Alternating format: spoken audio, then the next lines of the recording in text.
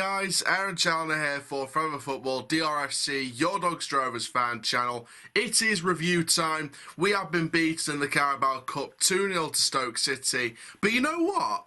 I'm not even mad about it. There's no negatives, there's nothing for me on this one. We can be proud of that team today. We were ravaged by injury, ravaged by squad depth, using an under-18 on the bench. We were using more youngsters. We had a thin squad tonight. But you know what we did? We stood toe-to-toe with Stoke City. Yes, the Ince goal, technically, a tiny little bit against the run of play. Because we were actually the better, slightly, by the smallest of margins, slightly, the better team in the first half than Stoke City when the goal came in. Start the second half, Sam Surridge with a wonderful goal. Again, nothing you could do to stop either goal, to be honest. Surridge's goal, straight start the second half, first couple of minutes into the second half, absolute shot at the barrel, took us by surprise, and then gradually in the second half the tempo just went down, and we just went into first gear and nothing really happened after that. But I'll tell you something now though, I'm proud of that team. Really proud, and I think every Rovers fan should be proud of that team. If you're not proud of that team and you're one of the usual negative Nellies, I'll call you negative Nellies. If you're one of the usual negative Nellies that says, oh, I don't care about the squad depth, I don't care about the injuries, we should have won that, we should have gone toe-to-toe and drawn that tonight, Wellens out, Baldwin out, Blunt out, nah. Just don't. Just save it for one flaming day. Save it, because we should be proud of that team. 100% we should be proud of that team. And there were some great performances in there.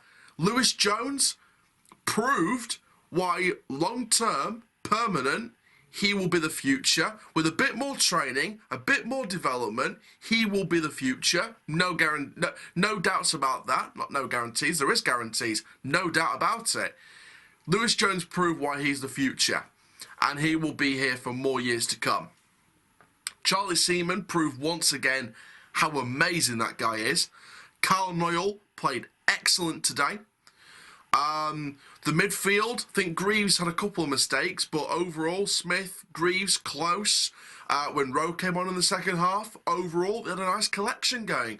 We were playing the attacking possession Wellens ball that we want to play. Dan Gardner in the false nine, not heard too much of a peep from him today, but overall, you know, again, we just lacked that striker, and it was nice for Wellens to have that stance to not include Omar Bogle in the squad at all and include Ethan Harrison. And to be fair, when Ethan Harrison came in, I thought straight away he looked like he was up for it. He was a tireless, working striker, hard-working, physical, decent height on him. And I said on Twitter, remember the name, Ethan Harrison, 16 years old, remember the name. He could be one for the future, trust me. So overall, there's no negatives from today. There is no negatives. Yes, we lost 2-0. Yes, the Tom Ince goal was a tap-in, and the defenders probably should have reacted a little bit quicker to it. Yes, the second goal was a good goal by Surridge. But there's no negatives. There's no real negatives. People put in decent performances. We did what we could.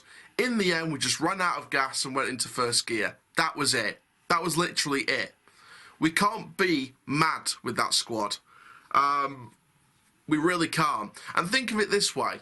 Less competitions, we focus on getting points on the league. So think of it that way. All we've got now is the Papa John's Trophy when that starts up in September. Then we have the FA Cup run as well, alongside the league form. So that's one less competition to think about. And think of it this way, at least it wasn't the first round again like last year. So let's go through player ratings. I'm going to give you a bit of a spoiler now. Nothing over 7, nothing below 6. You can probably guess the two numbers I'm using. I'm going to whiz through these, really whiz through these. 13 minutes in, John came off with an injury. I'll talk about that a little bit later. On came Charlie Seaman. And yeah, I think that Charlie Seaman had a decent performance. I think he had a wonderful performance. So I'm going to give Charlie Seaman a 7. I think a 7's a fair reflection on his performance. I think he was completely on the attack. He was completely down the byline, completely went in on them, had a nice shot at goal in the second half. Overall, put in a wonderful shift, and he proves exactly how important he is to this team.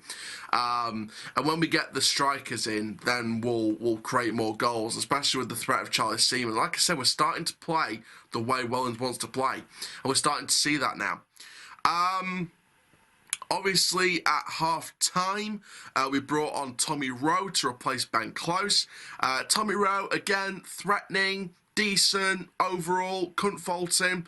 I'm going to give him an extremely high 6. I think a 6, well, technically you call it a 6.95. It's just that little 0.05% away from a 7. I could easily just round it up to a 7, but I thought, no, I need to be specific. So I think a high 6 is a fair reflection on his performance. Then with 81 minutes played, we brought off Matt Smith and we brought on Ethan Harrison for his debut. I think just a normal 6, just the average 6, didn't do a lot, but did get involved as soon as he came on. But like I said, I think the future's bright for Ethan Harrison, really, really bright. So let's go into the starting 11 then. So I've given 3 players 7 ratings, sorry, not 6. I've given 3 starters 7 ratings. Lewis Jones, Brandon Horton, and Ben Blythe. The rest of them, John, that came off early, Noyle, Smith, Greaves, Barlow, Close, Williams and Gardner all got 6s. Horton, Blythe, Jones got 7s. Now it's very important to mention, however, that Carl Noyle and Matt Smith and Ben Close, they get high 6s. The rest, and Barlow gets a high 6 as well. The rest of them, Williams, Gardner, Greaves, and obviously John coming off early, just get normal 6s like Ethan Harrison. But the main 7s, Brandon Horton, Ben Blythe, and Lewis Jones. Lewis Jones wasn't at fault for the 2 goals we conceded, and overall, with the stuff he had to deal with, I think he did a really good job. I think he did a great job. Great game awareness. It's clear to see he's improved from pre-season. It's clear to see he's trying to grab his confidence by the balls and just get it back in operation. Brandon Horton, for him being a young guy, his play today was epic. Not afraid to run, not afraid to go at him. Absolutely perfect play from Horton today. Ben Blythe looks a quality player. We could have a serious future talent here in Ben Blythe, and I'm not even being over dramatic. Ben Blythe, Brandon Horton, Lewis Jones, Ethan Harrison, AJ Greaves when he gets his performances back up and running again, the likes of Barlow as well. We could have some serious young talent. Charlie Seaman, Carl Noyle's relatively young. We could have some serious talent on our hands, some serious young permanent talent. Really young talent that we could grow and develop here, as well as the rest of the kids and the under-18s as well, and give them a chance. You know, we're going to really develop this side now, and you know, it's going to be really good to see sort of the first teamers come back for the match day, whichever ones do come back. Obviously, one of the down notes to the game is the fact that Cameron John got injured and forced off in the 13-minute mark. Obviously, best of luck to Cameron. Hopefully it's not a serious injury or a serious injury. And we'll see what happens. But I think Cameron John looked good when we started the match, and then just something happened. Dan Gardner went down in the first few minutes. He was all right to carry on. It was just a knock, I guess, and just went up and carried on. It was fine. But Cameron John had to hobble off the pitch, and hopefully it isn't serious. I will be listening into Wellens' post-match interview when it goes up online at some point, so I'll be listening to that and probably do a press talk episode, or I might do a little report tomorrow to listen to Wellens' post-match conference and hear what he's got to say on injuries, etc., and what's happening with the squad, to give you guys an update. Obviously tomorrow BBC Radio Sheffield will be doing call-ins after the last Carabao Cup matches, so I will be probably calling in, getting the audio and getting it up there for the press talk series like I've done with the preview before the game tonight. So stay tuned for that one. But like I said, no one can be unhappy with the team today. We were very happy with the performance, despite the restrictions on the squad. We did well. We did what we had to. We did what we could. And in the end, championship quality prevailed. And hopefully the championship is where we're going in the next few years. As soon as we get this squad together in the next couple of years, next 2 to 3 to 4 years, maybe even 5 years, championship will hopefully come calling back to Doncaster Rovers and will be amongst the championship clubs where we're in a Carabao Cup fixture with a League One and a League Two club. And they'll say the same thing as they said about Stoke with us. Championship quality prevails, and hopefully we will be that in the next few years. Championship quality prevails over League 1 and 2.